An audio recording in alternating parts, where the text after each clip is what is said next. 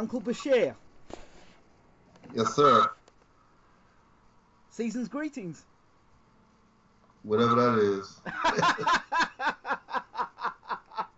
So you're not in the spirit of Christmas then? Every day I'm in the spirit of Christmas. If that means prosperity and good health to all mankind, then every day is I'm in the spirit of Christmas. Okay, well in that case then it's an everyday thing, and that's a good thing. So how are we feeling today? I'm good. I'm good. I'm in the Ukraine, with my people here, and I'm doing well. So how is it spending the festive season actually in the Ukraine rather than being in the States? Any different? Quite different, quite different. The things that the people in the States take for granted, you don't do that here in the Ukraine. It's quite different. But it kind of settles you. It brings you down to earth being here. So I appreciate being here, working with the boxers and socializing and getting to know the people. So even during the season's festivities, you're still training fighters, or do they not have a break or anything like that? Training is my life. I've got to be in the gym. It's probably one of the things that keeps me in good health, keeps me alive. So you just keep going regardless. I keep going. It's my life. So, but doesn't even a trainer need time to rest, to reflect, to recuperate, to recharge your energy batteries to go back out there again and train? Here's the relaxation. The worst sometimes is the realization. Explain.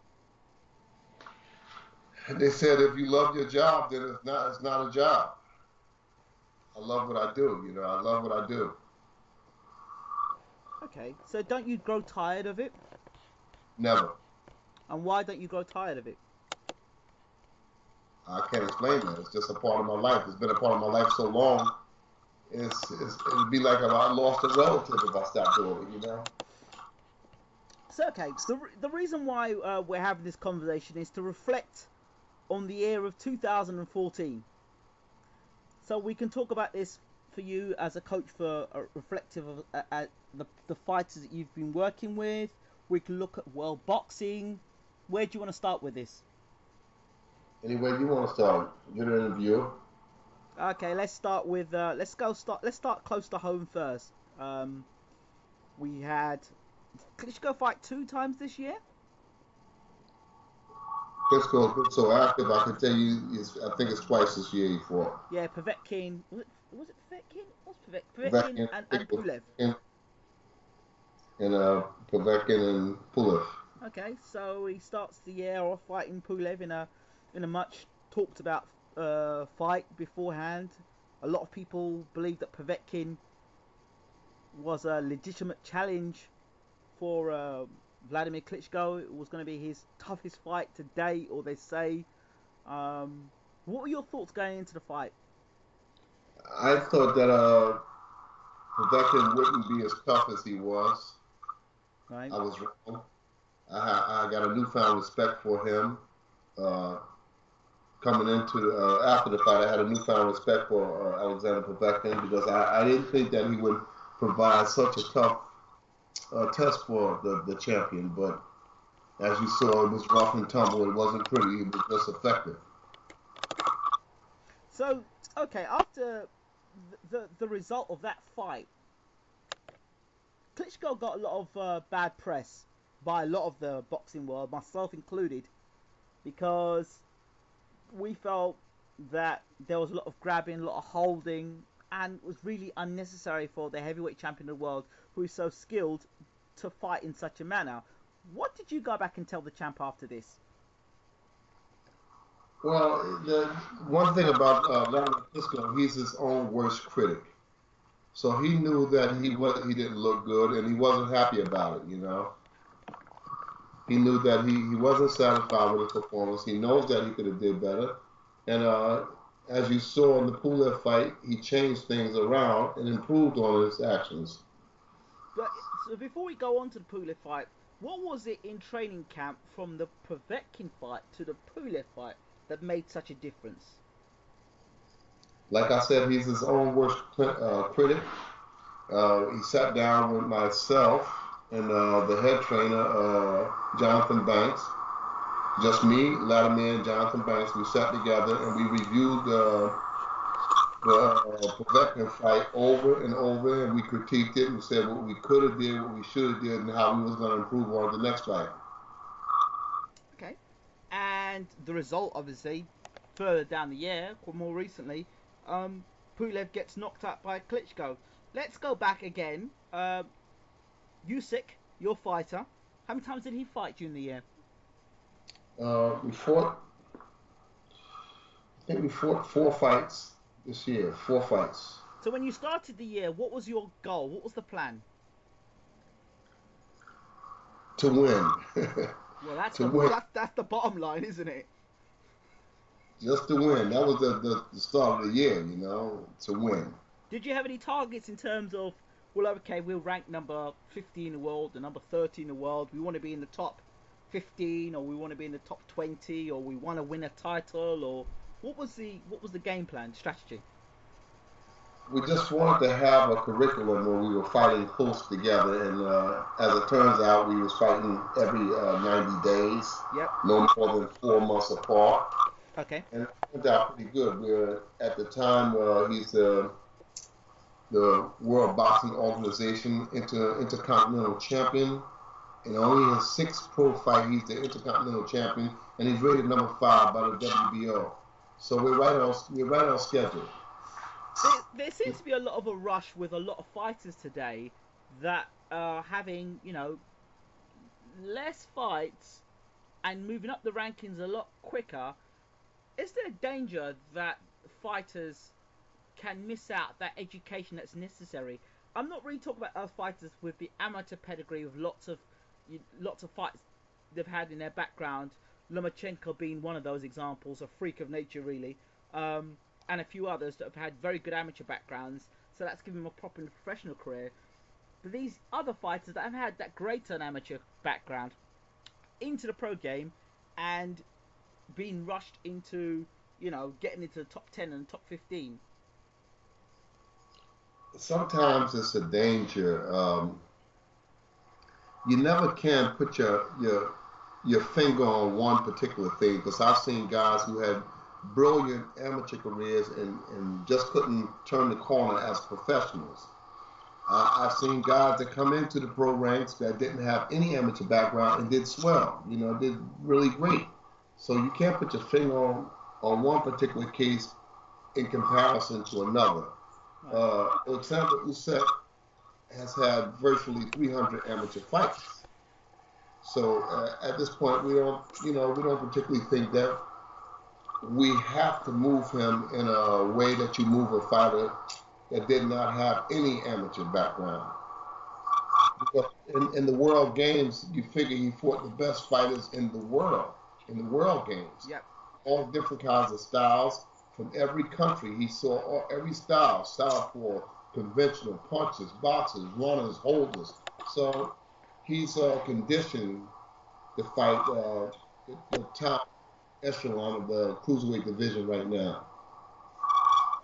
So when you bear that in mind, if you looked at him at the beginning of the year to the end of the year, where do you think he's most improved as a fighter? I think in his mentality. Okay. In his mentality, he's easy to teach, and he takes things to heart. If I tell him something, he holds on to it, and he tries to do it even in his off time. Right. He's trying to understand what I'm telling him, and he tries very hard. So I think in his mentality, having a mental state where you're embracing what the trainer is giving you at such a young age, at 27 years old, it's a plus, because there are a lot of hotshot young fighters in the world who don't think that they have to listen to a trainer. They think that they know it all, and as a result, they don't go very far. They might win the title, but they don't hold the title. My objective with Alexander Usyk is to do the same thing what we've done with Vladimir Klitschko, is to get the title and then maintain the title over a period of years. So, the 4 fights he's had, are you happy with this progress for the 4 fights? Because you could say to me, yeah, well, we won the 4 fights, but that doesn't mean you're happy as a trainer. Oh, happy. Oh, I'm big time happy, especially with the last two fights. Right. Especially the last two fights. I was happy about the wins coming in to the year, but I was very happy with the last two performances because we were in with two South African fighters, and they weren't world beaters, but they were good stand-up guys that was trying to win. So I was impressed with the outcomes. I was impressed about how he handled himself during the fights. Right, okay. And I've always been fascinated with something like this. When you start as with a pro career, do you bring in tough sparring straight away, or do you up the level of sparring as you're moving through the rankings? In this last fight we had in the number one contender in Ola Afolabi, and he's the number one contender. And we sparred a couple of weeks with Ola Afolabi. I don't think that Ola Afolabi or anybody else is going to show Usyk anything that he hasn't already seen during the Olympic Games and the World World Amateur Games. So nobody's going to show him anything that he hasn't seen. So I don't have any thoughts, second thoughts about bringing in the best boxers in the world to prepare him for the fights. But as we know, sparring and fights are two different things. Are we seeing Usyk, the stuff you're seeing in sparring, is that translating in the ring, or is there still a lot for us to see? Well, like I said, we had Ola Afolabi, and we have Iago Kalades, who is also a world-ranked fighter. Iago Kalades has only got one loss in 23 fights, and I think 17 of them is by knockout. So we had some pretty tough sparring going into our last fight. Right. Iago Kalades and Ola Afolabi, it doesn't get better than that in the cruiserweight division in preparation for a fight. Okay, that sounds great, but can I add something here? Chris Eubank Jr. was sparring with Craft Roach, James DeGale, and what's the other guy? George Groves, and he was training with Mayweather. I'm not trying to be I'm just trying to be a devil's advocate here in this situation. Of course, Usyk has a fantastic amateur background and pedigree. You can't really compare them in that sense. But as we do know, sparring and fights are two different things. What the question I'm trying to ask is that how much of that sparring that you're seeing is translated into him as a fighter? Well, that's what I like about Usyk. Usyk takes the fight in the ring. In sparring, I don't think he's as outstanding as he is in actual fights. Yes. You understand? In sparring, he seems to take his foot off the gas, but in the fight, he excels. But I've seen other guys like Muhammad Ali, and I've seen Matthew Saad Muhammad, two great fighters who were lousy in sparring, but if you put them in a fight, they excelled. And I've seen other guys that were great in sparring and put them in the fight, and they do just the opposite. See now, one thing, so maybe not with boxing, but in another sport, one of the things I discovered was that it's easier to coach somebody when they're training and they're trying very hard. You can make the adjustments to their mistakes they're making. If there's somebody who's only putting half the amount they should be putting in training, then their development, I believe, can get stunted by that, because you can't really see and make those, when you put them under pressure, you're not giving 100%. So when it comes round to match time, those same mistakes are there. How do you address that as a trainer? What I do in sparring is I let the fighters find their own way. I don't do a lot of talking. Right. You can miss a lot doing a lot of talking. You gotta let the boxer figure out his own math problems. He's in there, he's taking punches. If he gets punched in the mouth hard enough, he'll figure out how to get away from those punches, you know? He knows how to slip, slide, and stay to the side and all the slick stuff. He has to learn how to do that. I don't want to talk the guy through every round, where I see some trainers constantly telling the fighter, no, throw the left, throw the right, step back, step forward. I don't do that. I tell the fighter in the corner what I need or think he needs to know, and then let him figure the rest out himself. You can't do that in the actual fight. You can't do too much coaching from the corner in the actual fight. So you have to stay back and let the fighter figure it out. With Vladimir Klitschko, he speaks, I don't know, 7, 8 different languages. So Ukrainian to English isn't a problem. He's very well spoken. Usyk, it's different. How do you, as a trainer, translate the knowledge that you have to a fighter such as himself? Quite the contrary. Alexander Usyk understands English better than some might think he does. He just doesn't speak it. Right. He doesn't speak it as well as he understands it. I recognize that in the first 2 fights. I would turn to the assistant trainer in the corner. I'll say, tell him to do so-and-so. And he would tap me on the shoulder right in the corner and say, no, I understand. I said, you understand? He said, yeah, I understand. Right. I talked to him, and I always ask him in the Ukrainian language, I always say, ponyo. Ponyo means, do you understand? Okay. And he said, da. Da said, yeah. So did you know that pugno in Italian means punch? I'm gonna punch you. Not pugno, but ponyo. Point. Oh, ponyo. All right. I thought you said pugno. It means punch. Ponyo in Ukraine is that I understand you. So he understands English better than he speaks it. Right. But we get along fine. We spent hours together. We spent hours together, and I'm talking basically all English, and he's comprehending.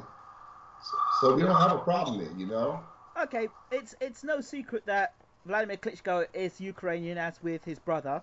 Now, has there ever been any sort of crossover, because Usyk obviously is Ukrainian as well? Is there any crossover there? Do they ever share camps or anything like that, or does that ever happen, or they talked a lot? Or we shared one camp. I've trained Usyk right alongside with Vladimir Klitschko in the same camp. For one time, he came into the Klitschko camp and he shared the camp with us. Right. Would there be any viability of having Usyk, who is a cruiserweight that could potentially one day move to the heavyweight division? I'm sure that's something that's probably in your future thinking. If you know what I'm going to ask you, would there be possibility of Usyk sparring with Vladimir Klitschko? Yes, absolutely. Is it something that's happened or could happen? It's something that could happen. There's no need to do it right now because Usyk is a lefty, Vladimir is a righty. Okay. But it's something that, but then in that case, then I know he's a lefty, Vladimir's a righty. How many southpaws are there, bar Tony Thompson, in the heavyweight division at the moment? Well, Tyson Fury was switching from southpaw to conventional in the last fight. So he could be used in a fight where Tyson Fury and Vladimir is fighting. Just to get a look at a southpaw, because you never know. I mean, Tyson, he seemed to do it with ease. He was switching from southpaw to conventional to southpaw. So you can't underestimate a guy like Tyson Fury. I don't underestimate him. I think that he's a resourceful fighter. He's a thinking fighter, and he believes he can win. So we have to take him very seriously, Okay. So were there any other fighters that you trained in 2014 that we know about? No. So those were the two specific ones. Only Usyk. I spent the 2014 training Vladimir Klitschko and Alexander Usyk. Those are the two guys that I invested myself in training in the year 2014. While I'm on that point, obviously I will talk about Eddie Chambers, a fighter that you once did train. Have you been watching his progress through 2014? Yeah, I watched it. And what have you seen? What have you noticed as a heavyweight? Much to see. The guy that he was fighting wasn't even on Eddie's level. So I think that he did what he had to do to get the rust off of him. But I wasn't jumping up in the air, kicking my heels. I see that there's a young man out of California that they're trying to make a fight between Prince somebody, a southpaw out of California. I can't think of his name. Right. But I saw something on the internet where him and Eddie been going back and forth and words, and they're trying to make that fight. A Southport kid out of California. Right. I don't think that the kid has enough experience to be in the ring with Eddie, but it would be entertaining to see the young man try to beat Eddie. I like challenges. Yep. This young man will step up and challenge Eddie Chambers. I think it'll be good for boxing. I think it'll be good for the division. Now, I'm not sure if you saw my recent interview with Eddie Chambers. I sort of almost cornered him and started unleashing a whole lot of questions to him. One of the main questions I asked him was, look, you're doing all this training with Tyson Fury and Hughie Fury, and Peter Fury is doing a lot of work with you, but, you're not fighting anybody in the top 20. How do you know how much you've got left as a fighter? And how do we know the best of it's not been left in the gym? He said he couldn't answer that question. He said he couldn't answer that question? Uh-huh. Yeah, he knows. He's the artist, so he knows. That's the only way we're going to find out is next year when he's fighting somebody in the top 15, the top 10. We'll know what's left in Eddie Chambers. Yeah, I would think so. Okay, so let's move on. World boxing. World boxing? Yes. Well, what about it? Fights of 2014. Any fights come to mind that when I say fights of 2014 jump straight to your head?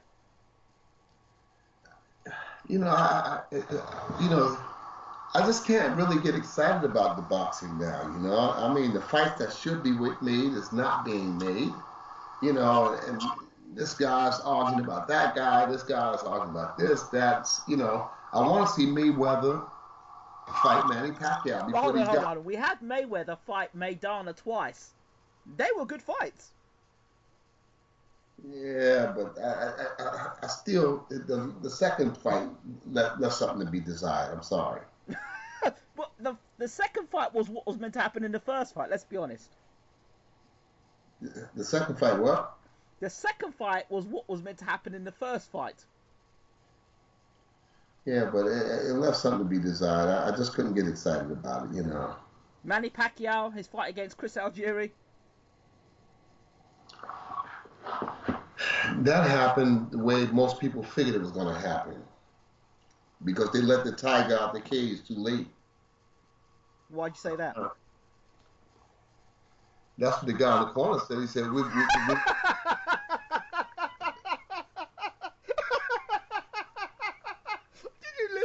listen to the trainer? He said, Algeria got dropped, said, we're right where we want to be, champ. We're right where we want to be. We're on the canvas. He said, no, I'm about to let him out of the cage right now. As soon as he said that, Pacquiao dropped him. So I'm saying, is that the year in review? So, your review of the fight or that particular trainer? I mean, it's a joke, It's a joke, No fights stand out the way I can say, I saw Ray Leonard versus Tommy Hearns, 1 or 2. Ray Leonard and Tommy Hearns fought 8 years apart. Yeah. And both of those fights left me salivating for more, So you're telling me there were okay, I'll give you one. Molina versus Matisse. Yeah, but those are not, they're good fights, but you and I know who Molina and Matisse is. Everybody in the world knew who Tommy Hearns and Ray Leonard was. You get my point? I understand your point. Your point. You So know, we've got Mayweather Pacquiao that I'm sure is going to happen in 2015. Mayweather and Pacquiao. You sure it's going to happen? I'm sure it's going to happen. Yeah, you sure? You sure? I'm not sure, but I'm sure. I'm 2 out of 3 sure. Really? What do you think? I believe both of them going to wind up in a wheelchair and they're going to come to the ring on crutches.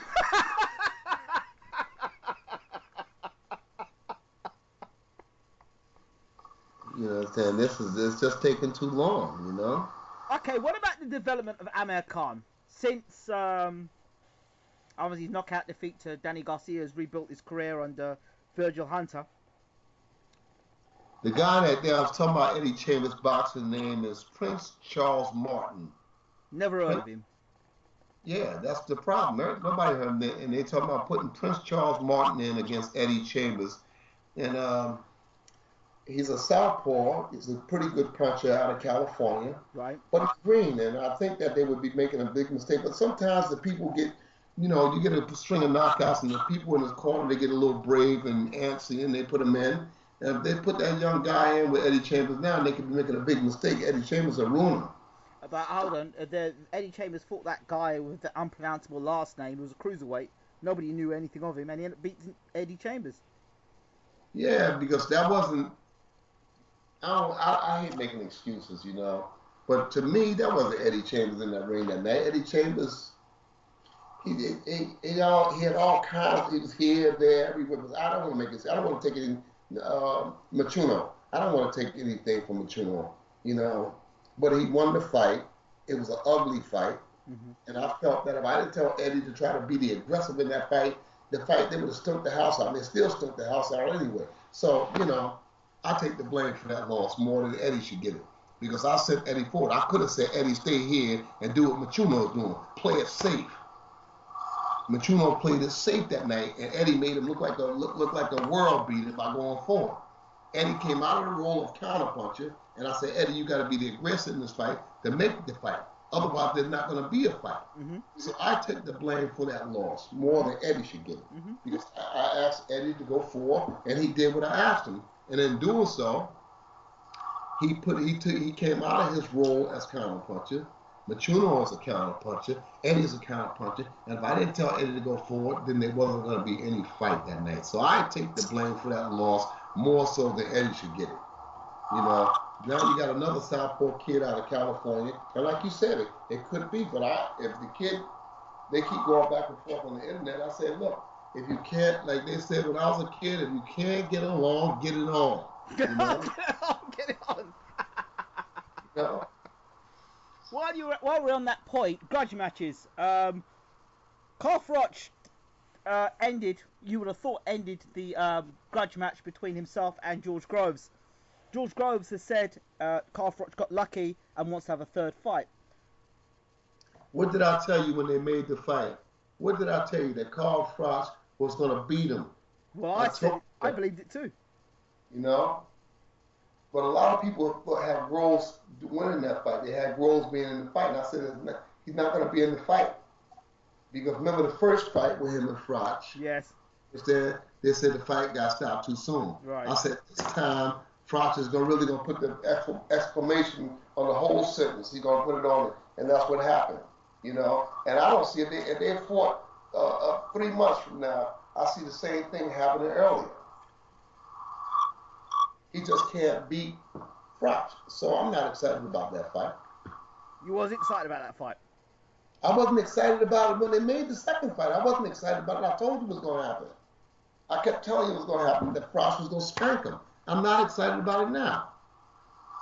And whatever excitement I had about Chris Eubank Jr., I don't have that same excitement after watching this fight, this last fight that he had. We're going to talk about it. Billy Joe Saunders is the mandatory for Andy Lee. Okay, let's talk about Andy Lee. What do you think of his performance against Kobrov? He won by a knockout. Whatever else was going on, Kobrov was ahead in the fight. Yep.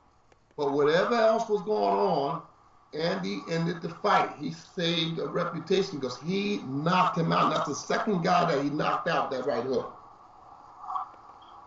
So, right. Do you think... Now, this is going to be something. Obviously, you were around with Emmanuel Stewart.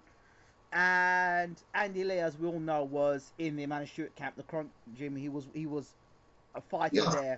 Spent a lot of time in camp with Andy Lee around the world. Mm-hmm. While he was with Emmanuel Stewart. I spent a lot of time with him, Now, the question is, how much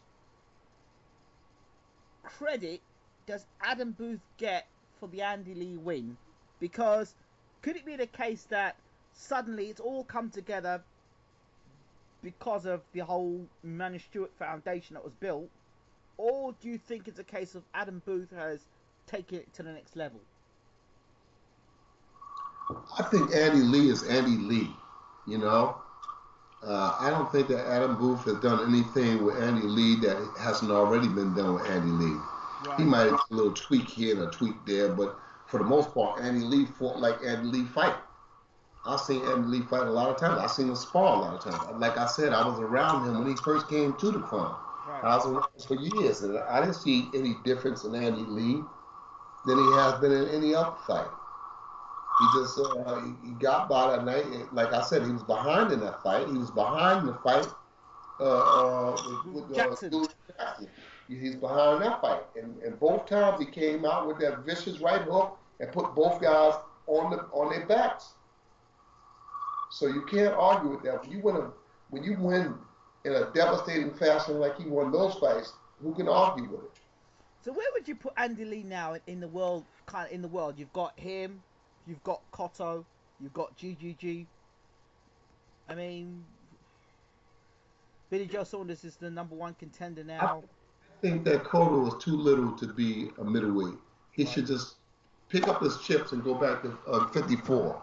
Right. Because I mean, he's coming from 40 to 47, 47 to 54, from 54 to 60, and he came up when he's fighting a straw man from the Wizard of Oz when he's fighting Martinez, because Martinez had more problems than Van Camp got parking beans. So, yeah, you saw the straw man from the Wizard of Oz. His knee was gone, his elbow was gone, his neck was gone. So I think that Cotto was very fortunate to come in and win that fight at 160 pounds, but he's really too little for the middleweights. He's too little. He should go back down to 54 and call it a day. He's gonna fight Canelo. That seems to be the plan. Well, it looks like he's going to fight Mayweather too, because that kind of money that's being thrown around. He might say, forget Canelo. With that kind of money being thrown around to fight Mayweather, I'd hurry up. I'd be on Mayweather's porch in the morning. But who wants to see Mayweather fight Cotto for a second time? Well, Al Heyman just offered Cotto $40 million to fight Mayweather again. So will this fight be at middleweight? It'll probably going to be at 54. I can't conceive Mayweather fighting him at middleweight, but maybe Al Heyman offered him $40 million. He maybe want him to go up to middleweight just to put another Belt. title on his resume. Well, could you imagine how that? Yeah, but he'd be beating a small middleweight. But who would care? It's still for the middleweight title. Yeah, he'd fight for the middleweight title. Look at Emil Griffith. I think Emil Griffith was only about 152 pounds when he won the middleweight title. Right. You understand? So I think that Henry Armstrong held the champion to a draw. I think Henry Armstrong fought for the middleweight title, and he was only 149. So it doesn't matter, It doesn't matter. The belt is up, and you come in fighting. There's no limitation to how you can come in. But you know what? The fans want Pacquiao. Fans want Pacquiao. I've said if Mayweather fights Pacquiao, his career is done. Because he beats Pacquiao, what happens then? You really want to see him fight Amir Khan? Or Kell Brook? I just want to see the Pacquiao Mayweather fight. I don't care what happens after that, And the clock is ticking on those. The clock is ticking on those guys. The guys need to fight. The fight should have taken place 4 or 5 years ago. Tommy Hearns and Ray Leonard's fight was made within hours, maybe 8 hours, if that. All right, you want to fight? I want to fight. Let's fight. But the whole thing is Manny Pacquiao being Bob Arum's cash cow. If Mayweather were to beat Pacquiao, that would seriously deflate the amount of income that Pacquiao can bring in. No, I wouldn't, because Pacquiao's an exciting fighter. He's an exciting fighter. He can lose a fight and still come back, and people will still buy his fight. But the Marquez fight must have deflated his run, because to get knocked out the way he got knocked out by Marquez, he's come back. But you know what? In my mind, Freddie Roach is overrated, because if it wouldn't have been for Freddie Roach, he wouldn't have gotten knocked out that night. Freddie Roach was so dead set on getting a knockout over Marquez. He ran Pacquiao into getting knocked out. If he had told Pacquiao to go out there and box and keep circling Marquez and keep boxing the way he was going to stop Marquez. Marquez was on his way to being stopped. Another round, another round, maybe another 2 rounds, they were going to stop that fight because Pacquiao was giving Marquez a beating. But Freddie Roach gambled, let's get the knockout. Let's get the knockout. Let's put a feather in my cap. Let's get the knockout. Let's get the knockout. And then by Pacquiao trying to satisfy the trainer, he ran into a punch and got knocked out himself. That makes enough sense. Yeah, because if you look at the fight, Pacquiao was handing Marquez a good beating. Think back, he was busting him up. That fight wasn't going to go more than 2 more rounds. The way Pacquiao was beating on Marquez, he was handing him a good beating. And then by Freddie Roach insisting go after him, put pressure on him, mismatch, he ran into a punch and got knocked out. He ran into a punch he didn't see. But that fight has that not devalued the amount of, I mean, look, the last fight that Pacquiao had with Algieri, they embarrassed him, released the pay-per-view figures. Yeah, but look who he was fighting. There were people who thought Algieri could beat Pacquiao. Not a whole lot of them. Not no inside people. Not no inside boxing people thought he could do it. No insiders thought he could do it.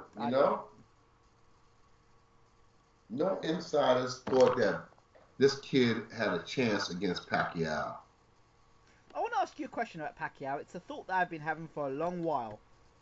When Pacquiao was, I want to say his heyday, when he was actually dropping people and really hurting people, there was a question about the whole PEDs around him.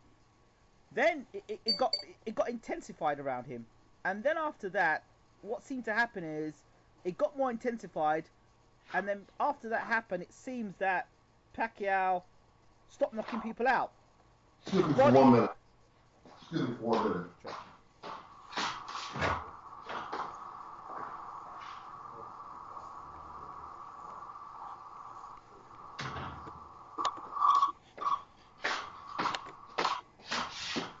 Okay.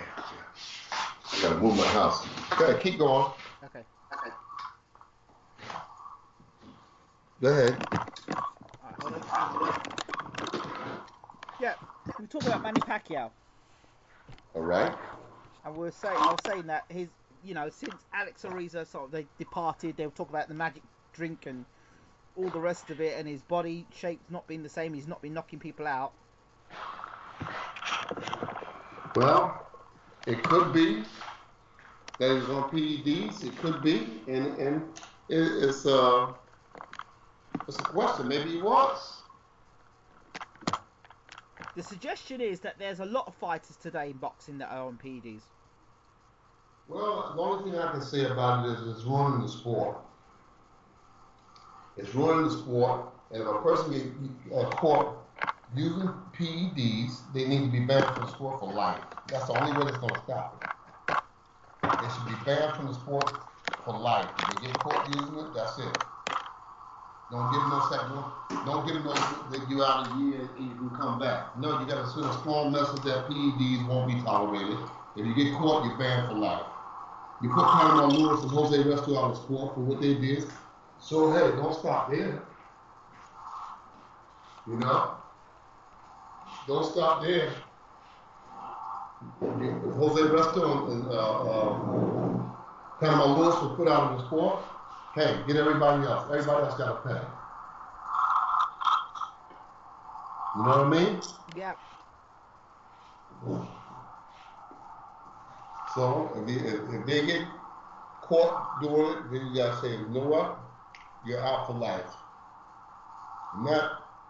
And that way, everybody will get the message that we're not playing. But the thing is, there's so much money in boxing. And governing bodies, like, for example, they would say, for argument's sake, Mayweather, that he could well be on PEDs because he's paying, he draws in so much money, and the governing bodies, all the belts, they get money, the belt organisations get money for it. Then who's going to say anything about it?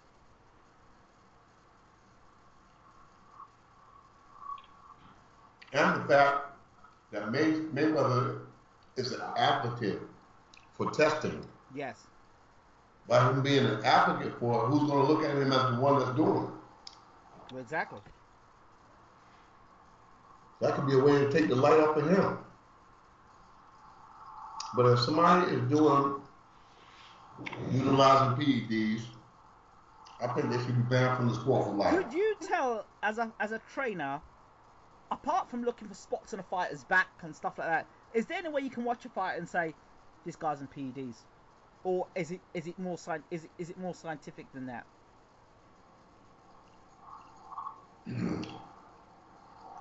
There's so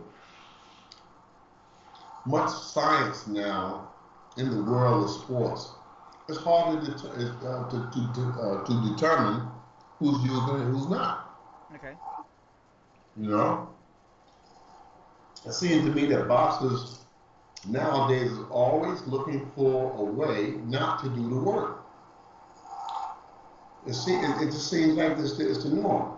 I mean, in different parts of the world, like Great Britain, United States, these guys don't want to do the work. You go to these other countries and the guys still want to do the work. You know, because they can't afford PEDs and stuff, so they put in a good old-fashioned work. But it seems like in Great Britain and the United States, they're looking for shortcuts to get through the sport. Okay, I'm going to mention two names, GGG and Kovalev. Two guys that have got extraordinary punch power. Would there be any question that they, because they punch so much harder than a lot of the other fighters, would there be a question about them? I think those guys punch hard because they're from the Eastern Bloc. Right. And they're deliberate. They're what I describe as deliberate fighters. When they punch, they put their whole body in the punch. Right. In other words, if you catch me while I'm punching, that's your business. Right. You understand? But I'm gambling. I'm throwing everything I got in this punch. And if I hit you, you're gonna feel it. So the way they deliver their punches, they put their behind, their calves, their toes, they're digging their toes into the canvas. These guys are coming forward, and they're coming forward to do damage. And they punch so relaxed. If you look at the way both of them deliver their punches, they punch so relaxed. So I don't think that they use anything. I just think they're just good punchers. They put their whole body into it, and they're punching to get you out of there. They're not punching to make friends with you. They're punching to get you out of there. And I noticed that here in the Ukraine that I look at the guys in the gym when they're sparring in the gym here, and I say, good God, these guys look like they're fighting in here. These guys look like they're fighting here in the Ukraine. Right. When I watched them spar in the gym, and I watched them spar 6 or 7 rounds, I said, Lord, these guys look like they're fighting. And it's just another day in the gym for them. I said, shoot. I said, they can go to America and win some fights, and these guys not even pros yet. Very odd. I mean, I think that isn't that a technical thing or what?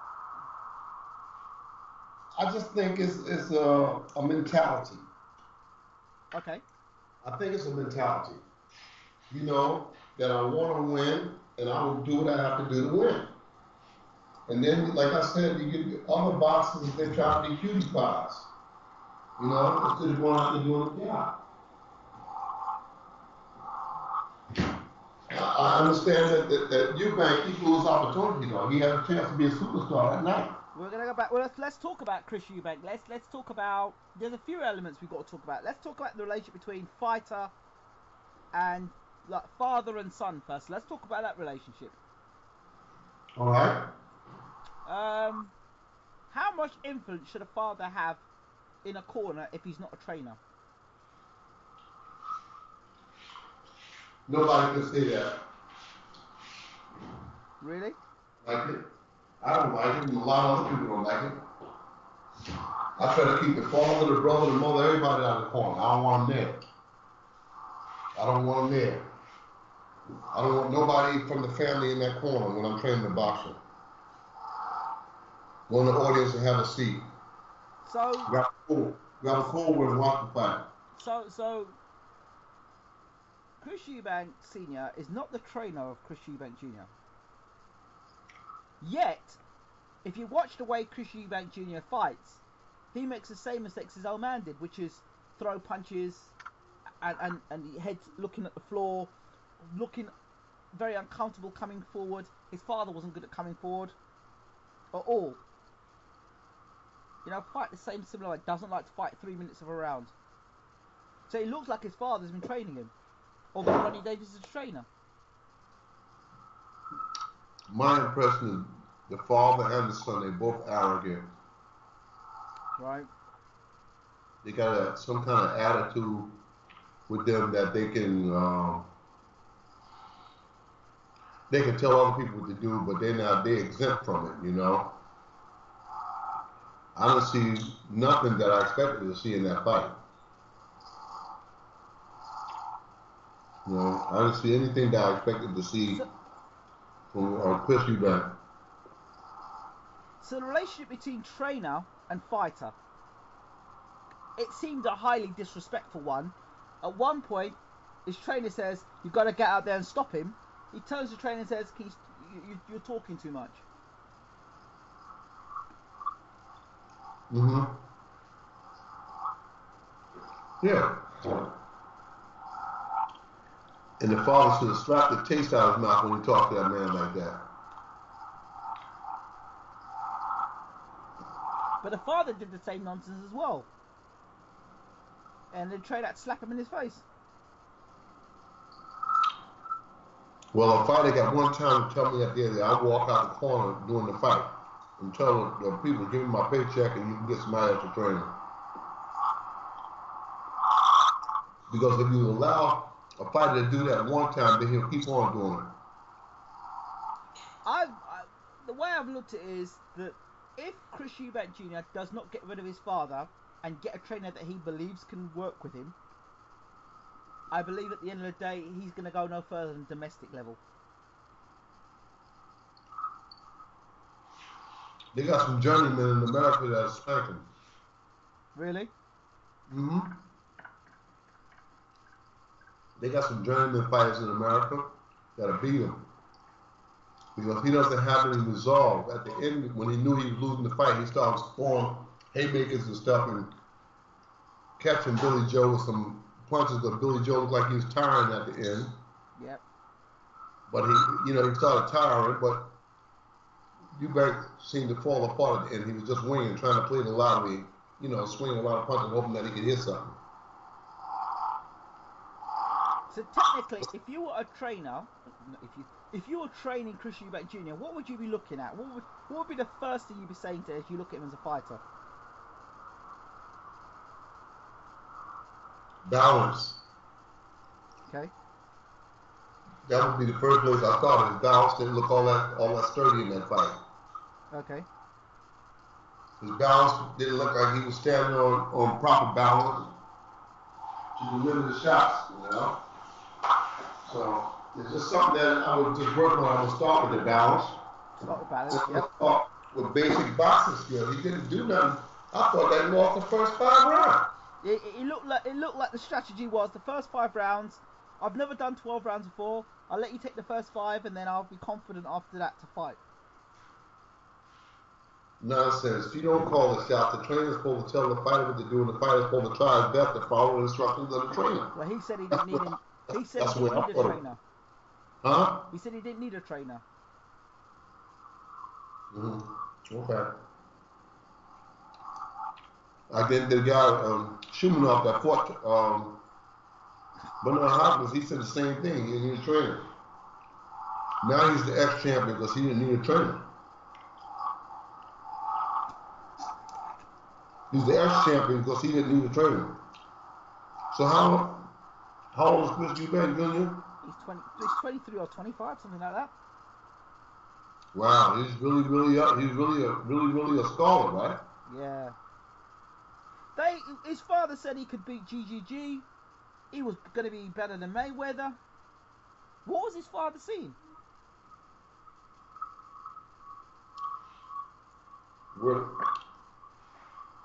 Sounded like he was using cocaine or something.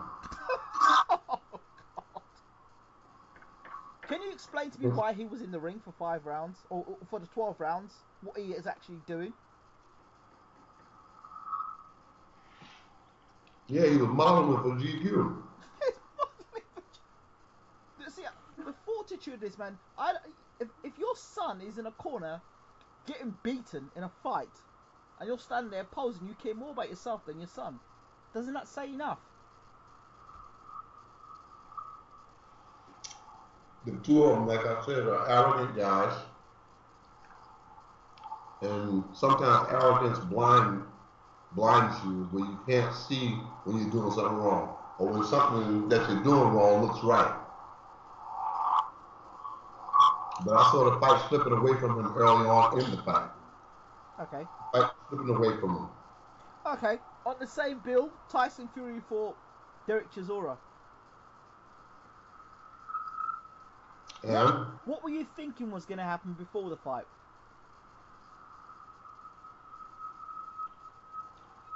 I thought Tyson Fury would outpoint him. Yep.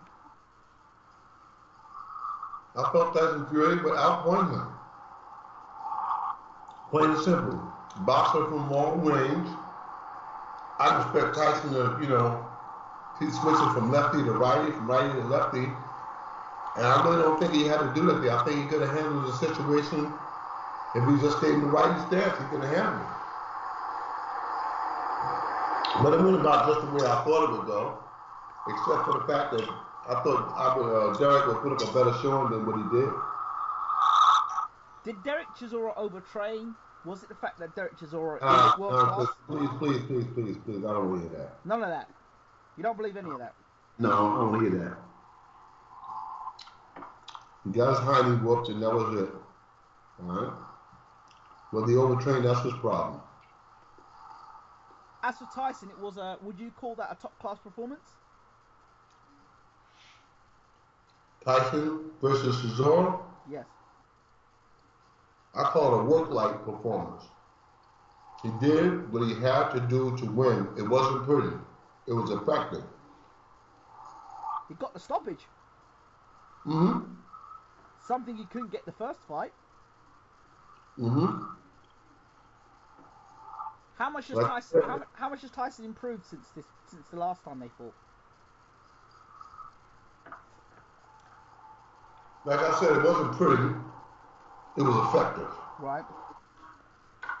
So you really can't tell in that particular fight. You can't tell how good he got. Okay.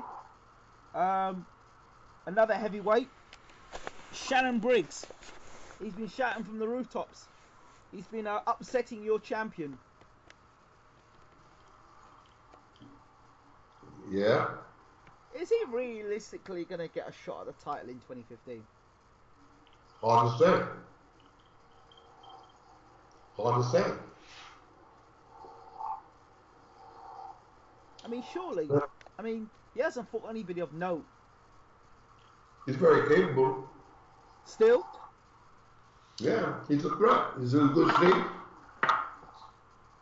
He's a threat to the heavyweight championship of the world. Just don't take it one punch, one clean punch, and the titles can change hands.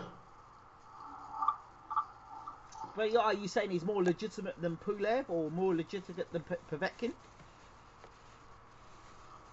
No, I'm just saying that he's legit. What makes him legit? He might have been legit about 15 years ago. He's legit because he's a thinking fighter. He's a good puncher, a good boxer, got a good chin, and he's got courage. So you got to watch guys like him. They could be pretty dangerous. I'll tell you one thing: if the fight was ever made for Shannon Briggs to fight Vladimir Klitschko, I would be very concerned. Would you? Mm-hmm. I would be very concerned. Why? Because a wounded animal is the most dangerous animal in the jungle. Shannon Briggs is that wounded animal. Shannon Briggs thinks that he can beat Vladimir Klitschko. When you got a guy thinking like that there, he really thinks that. I know Shannon better than anybody. Better than anybody in boxing. I know Shannon Briggs. All right? And I'm telling you, what I see in his eyes, what I see in his action, he thinks he can beat Vladimir Klitschko. He also thought he could beat Vitaly Klitschko as well. But he said he got injured in the second round of that fight. Still went the distance, and that gives him some legitimacy. Because he went the distance, that gives him some legitimacy. Okay. Because he went the distance, that gives him legitimacy to say, I can beat the younger brother. But does it give him more legitimacy to jump the queue and go ahead of Brian Jennings? I've seen stranger things. I've seen stranger things. Do you know a fighter by the name of Kevin Tangstad? No. Fought Michael Spinks for the heavyweight championship of the world. Okay. So I just said I've seen stranger things. I never heard of Kevin Tangstad before then, and never heard from him after that. But he got a shot there.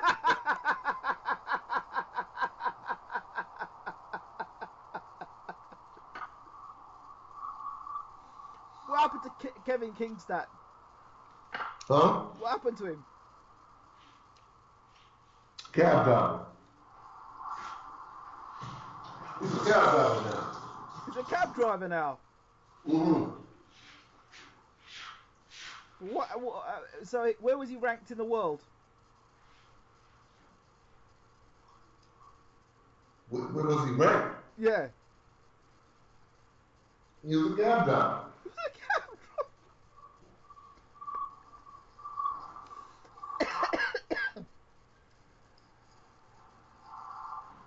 So you never can tell, you know? You never can tell. You never can tell. A guy like Shannon Briggs, he gets a shot at the championship of the world. He can be somebody to be reckoned with. You know, I talk about the fighters Deontay Wilder and Tyson Fury. I talk and have a little fun, but trust me, on the inside of my thinking, these guys can be dangerous once that bell rings. So all that laughing and joking stops. When they sign to fight the champion of the world, all the laughing and joking stops. And I'm going to work along with the rest of the people in the camp on figuring out how do we defend the title, maintain the title against these guys. Because they're young guys, they're homie guys. Tyson Fury and Deontay Wilder, I got my eyes on them. Why? Because they're lethal threats. Okay, well, that leads me into my next question. Romain Stavern fought Areola and beat Areola for the heavyweight championship of the world. There seems to be almost a disdain for Romain Stavern because he's not American. The fact that he's of Haitian descent, and people saying, "Oh yeah, well he's the WBC champion, but he's not American, so let's not pay him any attention. It's just him over there." Why is that the case? To me, that's prejudice and racism. I don't subscribe to that kind of stuff. But you know it's happening. You know it's there. Oh, he's just a Haitian heavyweight champion. He's first one to win the championship from he's Haitian, and it's like a dismissive sort of thing. In my mind, he's the heavyweight champion of the world, the WBC's heavyweight champion of the world, which is a credible organization. And he fought to get there, and it should be given the respect for being the heavyweight champion of the world. Whether he's from Haitian or from Jupiter, he should be given respect. And I tell you another thing, if somebody gets inside a ring and don't respect him, they could wind up looking up at the ceiling. So, in my mind, it's frivolous for anybody to disrespect his position as the heavyweight champion. You know, I think that if he beats Deontay Wilder, if he somehow beats Deontay Wilder, then his credibility will come shining through. And people will be saying what I'm saying right now, I need to respect the guy because he didn't get there picking flowers. Now, if you look at the progression of Romain Stavern for this year, how would you sum up his year from obviously the first Areola fight to the second Areola fight? If you were a trainer, you're his trainer, where would you sum up his year? Really can't gauge it because Areola, this was terrible. I don't think Ariola was credible. I mean, he did a couple of things in each fight, but nothing to rave about. You know, there was nothing there to say, wow, Stavern was spectacular, you know, because Ariola gave him a hard test and he came through. Ariola was less than subpar in that fight. Was that because is that down to Stavern's skill or just down to the lack of Ari? But everyone was hyping Ariola up. There was just as big because again, well he's American. He's American. Yeah, well, it's no credibility in where a person's from. Like I said again, you know, there's people who think that they got this, they think they got that because they're from America. Well, where's the heavyweight champion from America? You know, I don't put too much stock in it. I put stock in the people that get in the ring, put those gloves on, and win. Okay, Deontay Wilder, his progression this year. He's 32-0, 32 knockouts. I said his progression is like a train. His progression is like a train moving down the track. Right. You know, and again, Deontay Wilder is a force to be reckoned with. He's a credible heavyweight. He can punch. He has a good mind. He has a good physical ability.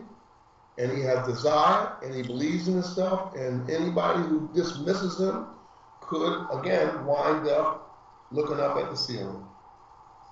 But you can't argue with somebody that's 32-0, 32 knockouts. I don't think he knocked out 32 grocery clerks. You know, it's still knockouts.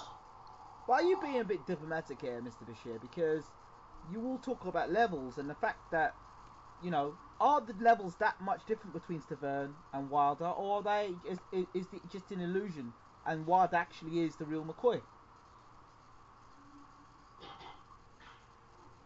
Put that to me again. Is it the fact that he's not 32 fights? We don't know how good Wilder is. I mean, 32 fights could just cover up the fact that actually he is a world-class puncher. Or it could be the fact that 32 fights and, you know, if we look a little closer, there are warning signs there. Well, one thing is, we know that he's a puncher. The rest remains to be seen. Can he take a punch? Can he go the distance? How does he deal with adversity? All of these things should be answered in this fight if he does not go in and knock out Stavern in the first 2 or 3 rounds. Can he knock Stavern out in the first 2 or 3 rounds? Is it possible? I think Deontay Wilder can knock anybody out that he put his hands on. I think that he's a true puncher. I think he can knock any man out that he puts his hands on. And anybody who underestimates him, like I said, be looking up at the lights. The guy can punch. Then now the rest of the package remains to be seen. Can he deal with adversity? Can he deal with being cut? Can he deal with getting off the canvas? You've watched him up close, Mr. Bashir. You've seen him perform. You've seen him spar with Klitschko. You've seen him in camp. You know what this man is like. Or you've seen enough of him to suggest that. You've seen Anthony Joshua in camp. You've seen Dillian White in camp. You've seen Towers in camp. So where does he really fit from what you've seen? Wilder? Yes.